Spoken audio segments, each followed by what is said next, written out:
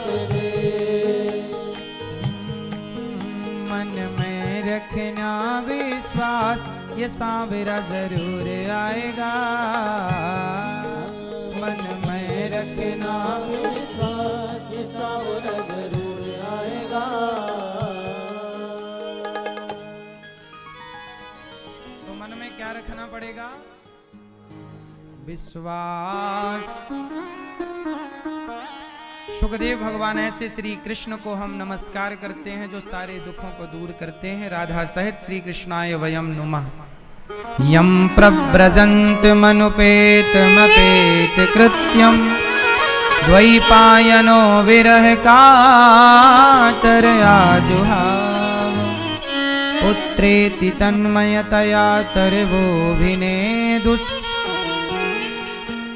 हे सुखदेव भगवान का जब प्राकट्य हुआ, तम सर्वभूत हृदयम मुनिमानतोस्मि। सुखदेव भगवान का जन्म हुआ, प्रकट भये, और जन्म लेते ही सुखदेव भगवान चल पड़े सत्संग करने। ऐसे सुखदेव भगवान को हम बार बार नमस्कार करते हैं। इसके बाद सूत जी महाराज बैठे हैं, सौनक आदि ऋषि बैठे हैं नैमिषारण्य में। सूत जी आए और सूत जी ने कहा कि हमें कथा सुनाइए। कृष्ण प्राप्ति क्रम शाश्वत साधनम तत्वदाधुना। कृष्ण की प्राप्ति का साधन क्या है, कृपया आप हमें ये बताइए।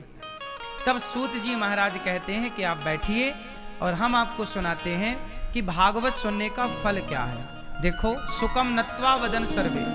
एक बार सुखदेव जी को नमस्कार करने देवता स्वर्ग लोक से आए और देवताओं ने स्वर्ग लोक से आकर कहा कि हे सुखदेव जी, ये स्वर्ग का अमृत राजा परीक्षित को दे दो और ये कथा का अमृत आप हमें पिला दो। मतलब कथा का विनिमय कर लो। एवं विनिमय जाते सुधा राज्ञा प्रपीयताम। आप अदला बदली कर लो। स्वर्ग का अमृत आप परीक्षित को पिला दो और कथा का अमृत आप हमें पिला दो। अच्छा, एक बात बताओ मैया, पीछे बैठे भैया ध्यान से सुनेंगे, सुनो। अच्छा, एक बात बताओ, स्वर्ग का अमृत ज्यादा अनमोल है या भगवान की कथा ज्यादा अनमोल है? बताओ, आपके हिसाब से क्या कीमती है? स्वर्ग का अमृत पी करके देवता अमर तो हो जाते हैं, परंतु उस अमरता का भी ना कुछ समय है कि आप इतने समय के लिए अमर होंगे। सदा के लिए देवता अमर नहीं है। देवताओं की भी एक सीमा है, कितने समय के लिए अमर होंगे। देवता कितने समय के लिए अमर हैं बताओ? पता है आपको? जैसे ब्रह्मा जी की उम्र है 100 साल। ब्रह्मा जी के एक दिन में 1000 चतुर्युग बीत जाता है, जिसे कल्प कहते हैं। एक कल्प में 14 मनवंतर होते हैं। जैसे ये वैवस्वत मनवंतर चल रहा है, अभी वर्तमान में कौन सा मनवंतर चल रहा है? वैवस्वत मनवंतर। इस वैवस्वत मनवंतर में जो इंद्र हैं वो वर्तमान में पुरंदन नाम के राजा इंद्र बने बैठे हैं। अभी जो वर्तमान में इंद्र हैं उनका क्या नाम है? पुरंदन। आगामी मनवंतर में राजा बलि को देवराज इंद्र बनाया जाएगा। इंद्र बदल जाते हैं। इंद्र की उम्र कितनी होती है? 100 साल। इंद्र का 100 साल कितना बड़ा होता है? जैसे हम लोगों का 1 साल होता है तो देवताओं का 1 दिन होता है। हमारे 6 महीने का क्या होता है? सूर्य उत्तरायण। और 6 महीने का सूर्य, बोलो हाँ कि ना? सूर्य उत्तरायण और सूर्य दक्षिणायन। आप समझते हो ना इन बातों को? अभी क्या चल रहा है? सूर्य उत्तरायण चल रहा है कि दक्षिणायन है? जब सूर्य उत्तरायण होता है तब देवताओं का दिन आता है, और जब सूर्य दक्षिणायन होता है तब देवताओं की रात्रि आती है। जो देव उठनी एकादशी आती है दीपावली के बाद, उस देव उठनी एकादशी से देवताओं का सुबह हो जाता है। और जो जनवरी में मकर संक्रांति आती है तो मकर संक्रांति से ही सूर्य उत्तरायण हो जाते हैं, देवताओं का पूरा दिन हो जाता है। फिर 6 महीने वो चलता है। फिर देव उठनी एकादशी जैसे आती है, ऐसे देव शयनी एकादशी आती है, जहां से देवता शयन करते हैं। तो देवताओं की उम्र भी 100 साल की है। फर्क कितना है कि हम 1 साल जब हमारा होता है तब देवताओं का 1 दिन होता है। इस तरह देवताओं का 100 साल का टाइम है। पर 100 साल बाद उन्हें मरना पड़ता है। देवताओं को जैसे हमारी 100 साल की उम्र होती है, जैसे आपके 100 साल बीते ना, तो देवताओं के केवल 100 दिन बीतेंगे। 100 दिन। आपके जब पूरी जिंदगी बीत जाएगी 100 साल की, तब देवताओं का 3 महीने और 10 दिन बीतेंगे। यदि आप 100 साल जिए तो 100 साल का मतलब है कि देवताओं के 3 महीने बीत गए। 3 महीने 10 दिन। बोलो हाँ कि ना। तो देवता भी अल्प समय के लिए अमर है। इसलिए स्वर्ग का अमृत देवताओं को, सुखदेव जी ने कहा इंद्र को कि आप इस अमृत के अधिकारी नहीं हैं, हम आपको ये स्वर्ग का अमृत नहीं पिला सकते। क्यों? क्योंकि ये अमृत कथा का अमृत है। तब कथा अमृतम तप्त जीवनम। ये कथा का जो अमृत है ये सबके लिए नहीं है। कथा का अमृत किसके लिए है? केवल रसिकों के लिए, मुमुक्षुओं के लिए, जो भगवान के परम भक्त हैं, जो केवल भगवान की गंगा में, कथा की गंगा में जो डूबना चाहते हैं, उनके लिए कथा है। कथा सबके लिए नहीं। आप लोग बड़े भाग्यशाली हैं कि जो भागवत देवताओं को दुर्लभ है, वो भागवत आप लोगों को सहजता में घर बैठे प्राप्त हो गई। बड़े भाग्य पाए ही सत्संगा, बिना ही प्रयास हो ही भव भंगा। बड़े भाग्य से सत्संग मिलता है और आप लोग बड़े भाग्यशाली हैं जो सत्संग की गंगा में आप सबको डुबकी लगाने का मौका मिला। सुखदेव जी बोले, क्वा सुधा क्व कथा लोके क्व कांचः क्व मणिर्महान् ब्रह्मरातो विचार्यैवं तदा देवांजहासः। हे देवताओं, क्वा सुधा क्व कथा लोके क्व कांचः क्व मणिर्महान्। कहां कांच का टुकड़ा और कहां मणि। स्वर्ग के राजा को, देवराजेंद्र को बोला कि देखो, सुखदेव जी ने कहा कि राजन कहां कांच का टुकड़ा और कहां मणि। स्वर्ग का अमृत कांच के टुकड़े की तरह है और भागवत मणि है। अमृत पीने के बाद स्वर्ग मिलेगा और भागवतामृत पीने के बाद, भागवत सुनने के बाद भगवान मिलेंगे। भगवान मिलेंगे इसकी गारंटी है। भागवत सुनने वाला भगवान को जरूर पाता है। शरणागत कहूं, भगवान क्या कहते, सन्मुख हो ही जीव मोहि जवहीं। कितना भी बड़ा पापी हो, यदि सन्मुख हो गया, मेरी शरण में आ गया, तो वो जन्म कोटि अघ, करोड़ों जन्मों के अघ मतलब पापों का नाश ही तबही। उसी क्षण पाप का क्षय हो जाता है, नाश हो जाता है पाप का, जब व्यक्ति भगवान के समीप और सन्मुख आकर के विराजता है। इसलिए हम आपसे कहते हैं कि हरि सन्मुख रहा करो, भगवान के निकट रहा करो, सन्मुख रहा करो। देवताओं को भी कथा नहीं सुनाई सुखदेव जी ने। अच्छा, सुखदेव जी कौन है? सुखदेव जी के बारे में जरा ध्यान से सुनो। सुनो क्या हुआ। राधा रानी का एक तोता है सुख। जब भगवान श्री कृष्ण लीला करने आए, राधा रानी आई, तो शुक ने कहा कि प्रभु हमें भी ले चलो। राधा रानी बोली कि सुखदेव तुम अभी मत जाओ, जब हम लीला करके लौटेंगी तो आप जाना और हमारी लीलाओं का गुणगान करना। तो लीलाओं का गुणगान करने के लिए सुखदेव जी को भगवान ने धरती पर भेजा है। जाओ लीलाओं का गुणगान आप करो। ऐसे सुखदेव जी जब परीक्षित जी को भागवत सुनाए तो 7 दिन में ही उनकी सदगति हो गई। एक बार नारद जी ने भी भागवत सुनी। नारद जी सारे तीर्थों में भ्रमण करने निकले, पर नारद जी को शांति नहीं मिली। कहाँ गए? पुष्करम च प्रयागम च। नारद जी कहाँ कहाँ गए? अहम तो पृथ्वीं यातो ज्ञात्वा सर्वोत्तमामिति। पुष्करम च प्रयागम च काशीं गोदावरीं तथा। नारद जी कहाँ गए? पुष्कर, प्रयाग, काशी, गोदावरी, हर क्षेत्र, कुरुक्षेत्र, सारे तीर्थों में गए, पर नारद जी बोले मुझे कहीं शांति नहीं। नारद जी को कहीं भी शांति नहीं मिली। क्यों शांति क्यों नहीं मिली? क्योंकि सत्यम नास्ति तपः शौचम दया दानम न विद्यते, उदरम भरिणो जीवाः वराकाः कूटभाषिणः। सत्यम नास्ति। अच्छा एक बात बताओ, आप लोग सत्य बोलते हो कि झूठ बोलते हो? कोशिश किया करो कि सच ही बोला जाए। झूठ बोलना पाप है। नहीं असत्य समपातक पुंजा, असत्य से बड़ा कोई पाप नहीं है मैया? क्या बोलेंगे? सत्य। पर सत्य का ना कलयुग में हाल बड़ा बुरा है। सत्यम नास्ति तपः शौचम दया दानम न विद्यते। शौचम पवित्रता कम है कलयुग में। क्या कम है मेरी मां? पवित्रता। अच्छा ये बताओ, आप लोग नहा के भोजन बनाते हो कि भोजन बना के नहाते हो?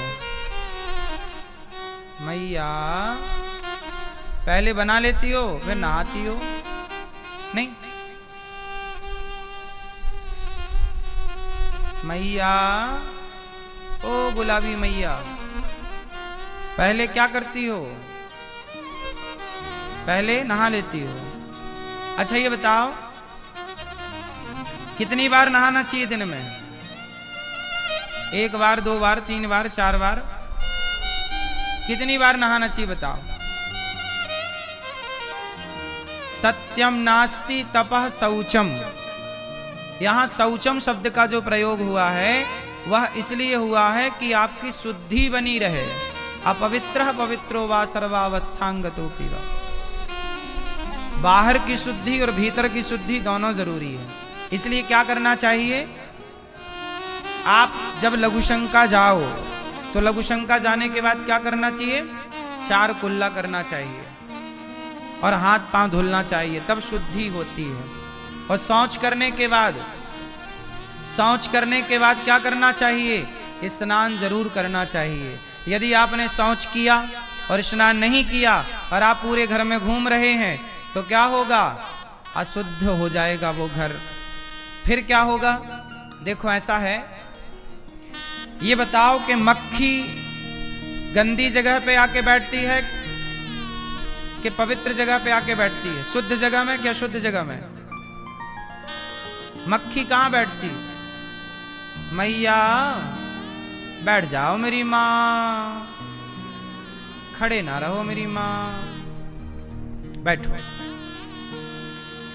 अच्छा ये बताओ, मक्खी पवित्रता में रहती है कि अपवित्रता में रहती है? जहां साफ सफाई है वहां मक्खियां होती हैं कि जहां गंदगी है वहां मक्खी होती है? जोर से, जोर से। जहां, हाँ, जैसे जहां गंदगी होगी ना, मक्खी को फोन लगा के बुलाना नहीं पड़ता कि मक्खी बहन यहां गंदगी आ जाओ। मक्खी को बुलाना नहीं पड़ता। गंदगी जहां होती है उस दुर्गंध को सूंघ कर मक्खी अपनी आप उस गंध की तरफ खिंची चली जाती है। उसी तरह जहां अशुद्धि होती है, जैसे आपने लघुशंका की और हाथ पांव नहीं धोए, शौच की आपने हाथ पांव नहीं धुला, नहाए नहीं, तो आपकी ओर ब्रह्मांड की सारी नेगेटिविटी, नकारात्मकता आपकी तरफ खिंची चली आएगी। गंदगी। इस ब्रह्मांड में 2 चीजें होती हैं मैया, एक अच्छाई होती है, एक बुराई होती है। अच्छा ये बताओ, आपके मोबाइल पर नेटवर्क है ना, टावर पकड़ता ना, नेटवर्क पकड़ता है। यदि नेटवर्क ना पकड़े तो क्या मोबाइल काम करेगा? अच्छा ये बताओ, बड़े बड़े टावर गड़े होते हैं, बड़े बड़े टावर लगे हैं ना, वो टावर क्या करते हैं? ऊपर सैटेलाइट होती है, बहुत ऊपर आकाश में। उस आकाश के ऊपर जो सैटेलाइट है उसकी किरणों को ये टावर कैच करता है, फिर ये टावर आपके मोबाइल पर नेटवर्क पहुंचाता है। यही तो करता है ना, क्यों मैया? आकाश में सबसे ऊपर की सतह पर क्या स्थित है? सैटेलाइट। फिर वो नेटवर्क टावर को देती है, टावर आपके मोबाइल को नेटवर्क देता है। इसी तरह इस ब्रह्मांड में सब प्रकार का नेटवर्क है। अच्छाई के नेटवर्क भी मिल रहे हैं और बुराई के नेटवर्क भी मिल रहे हैं। यदि आपके मस्तिष्क में, आपके जीवन में गंदगी है, आपने विचारों को गंदा किया, आप गंदगी से रहते हैं, तो आपकी तरफ ना गंदे गंदे विचार, गंदी गंदी एनर्जी आपकी ओर आ जाएगी। बैड एनर्जी कहते हैं उसे। गुड एनर्जी और बैड एनर्जी, दो तरह की एनर्जी होती है, मतलब अच्छाई और बुराई। इस ब्रह्मांड में अच्छाई भी है और इस ब्रह्मांड में बुराई भी है। अब आप खींचना किसे चाहते हैं अपनी तरफ? यदि आप साफ सुथरे रहते हैं, शुद्धि का, महाभारत में एक छोटी सी कथा है, कहो तो सुना दूं जरा सी, है तो बहुत बड़ी पर आपको समझाने के लिए छोटा ही बहुत। सुनो, महाभारत में एक कथा आती है राजा नल की। एक राजा थे मैया, क्या नाम था उनका? जोर से, राजा नल। क्या नाम है? जोर से भैया सुनो ध्यान से। एक राजा है नल। नल नाम के राजा बड़े धर्मात्मा थे, बड़े पुण्यात्मा, बड़े अच्छे। जानते हो क्या हुआ? कलयुग उनके पीछे पड़ गया। जो उनकी पत्नी थी ना, बड़ी सुंदर थी, दमयंती। बोला कि कलयुग का मन था उस पत्नी पर, मतलब राजा नल की पत्नी इतनी सुंदर थी कि कलयुग का उस पर मन आ गया। अब कलयुग का मन तो आ गया, पर कलयुग करे क्या? दूसरे की पत्नी को हड़पे कैसे? भाई नियम तो सबके लिए है ना, कलयुग भी थोड़ी मर्यादा को उल्लंघन कर सकता है। कलयुग, राजा नल इतने अच्छे से रहा करते थे कि कलयुग का प्रभाव राजा नल पर नहीं था। एक दिन की बात है, राजा नल ने आधी रात को उन्हें लघु शंका आ गई, सुसु आ गई। और रात के नल को जब लघु शंका आई और वो जब लघु शंका करके लौटे तो पांव धुलना भूल गए, कुल्ला करना भूल गए। इतनी सी गलती हो गई राजा नल से कि वो लघु शंका करने के बाद कुल्ला करना और पांव धुलना भूल गए। तो क्या हुआ? कलयुग उनके पास आ गया। कलयुग को मौका मिल गया पास आने का। जैसे गंदगी है तो मक्खी को मौका मिल गया आपके पास आने का, गंदगी नहीं होती तो मक्खी नहीं होती। उसी तरह राजा नल ने पांव नहीं धोए तो कलयुग आके बैठ गया। फिर वो कलयुग ने क्या कराया जानते हो? इतने बड़े राजा थे, वो कलयुग ने उनका पूरा राज्य समाप्त करा दिया, सब कुछ नष्ट करा दिया। यहां तक कि बदन ढकने को एक कपड़ा नहीं बचा राजा नल का। बड़ी लंबी चौड़ी कथा है राजा नल की। हम आपको केवल इतना सा समझाएंगे कि राजा इतने बड़े धर्मात्मा थे नल। कलयुग ने कहां प्रवेश कर लिया? दूसरे की स्त्री को देखकर, किसी बहन बेटी को देखकर यदि आपका मन चंचल हो रहा है, मतलब आपका मन उस बहन बेटी की ओर जा रहा है, इसका मतलब कलयुग आपके पास है। आपका मन किसी मर्द को, पुरुष को देखकर यदि आपका मन बार बार उस पुरुष की ओर जा रहा है, समझ लेना कि आपका मन जा रहा है, मतलब आपके पास कलयुग है। कलयुग ने आपके खोपड़ी पर निवास बना रखा है। आप शराब पीते हैं, मतलब कलयुग आपके पास है। आप मांस खाते हैं, मतलब कलयुग आपके पास है। आप पराई स्त्री को गलत नजर से, पराए मर्द को गलत नजर से देखते हैं, मतलब कलयुग आपके पास है। आप हिंसा करते हैं, किसी को मारते हैं बेवजह, जीव हत्या करते हैं, मतलब कलयुग आपके पास है। और आप चोरी करते हैं, इसका मतलब कलयुग आपके पास है। इतनी जगह पर ही कलयुग का ठिकाना है। द्यूतम पानम स्त्रियः सूना यत्रा धर्मस् चतुर्विधा। 5 जगह कलयुग का ठिकाना है, स्थान है। यदि आपका मन किसी पराई स्त्री को देखकर चंचल नहीं होता तो आपके पास कलयुग नहीं है। आपसे मेरी विनती है कि आप अपने शुद्धि का ख्याल रखा करो, क्योंकि बड़े बुजुर्ग कहते हैं कि जैसी राखे शुद्धि वैसी बने, जोर से, जैसा खाए अन्न वैसा रहे। इसलिए तो आज से लघु शंका के बाद क्या करना है आपको? 4 कुल्ला करना है, स्त्री या पुरुष दोनों के लिए है। शौच करने के बाद बच्चों को सिखाओ कि बेटा तुम शौच करके आए हो, चलो नहाओ। पूरा नहा चुके हो तो कमर से अर्ध स्नान करो, क्योंकि ये शुद्धि ही आपकी बुद्धि बिगड़ने नहीं देगी। वरना आज के लड़का लड़कियों की बुद्धियां देख रहे हो आप, छोटे छोटे बच्चे इलू इलू कर रहे हैं। क्यों बुद्धियां भ्रष्ट हो गई? क्योंकि शुद्धि का ख्याल आपने नहीं रखा, खान पान का ख्याल आपने नहीं रखा। चीजें बिगड़ती कहां से हैं? आपने यदि मौका दिया अपने आप को बिगड़ने का तो बिगड़ जाएगा, नहीं दिया मौका तो नहीं बिगड़ेगा। पहले के लोग ना, मैंने सुना है, आप लोगों से ही सुना है, मेरे गांव के बुजुर्ग लोग, बड़े लोग बताया करते थे, मेरे दादाजी, हमारे बब्बा बताया करते थे, बब्बा जी मतलब दादाजी, कि पहले के लोग ना जाते थे तो अपनी बाल्टी लेके जाते थे। कुआं होते थे ना हर गली गली, तो अपना पानी निकाल कर पीते थे, रोटी बनाकर खाते थे, किसी के हाथ का भोजन नहीं करते थे। क्यों? किसी के हाथ का भोजन ना करने की वजह क्या थी? अब जैसे उदाहरण से समझो, जैसे आपने किसी वैश्या के घर भोजन कर लिया, तो कहते हैं वैश्या के घर आपने भोजन किया तो जब तक आपके पेट में उसकी रोटियां रहेंगी, उसका अन्न रहेगा, तब तक आपके मन में भी वैसे ही ख्याल आएंगे जैसे कि वैश्या के ख्याल आएंगे। वैश्या के पास ख्याल होते हैं। क्यों? क्योंकि वैश्या का अन्न खाओगे तो बुद्धि कैसी होगी?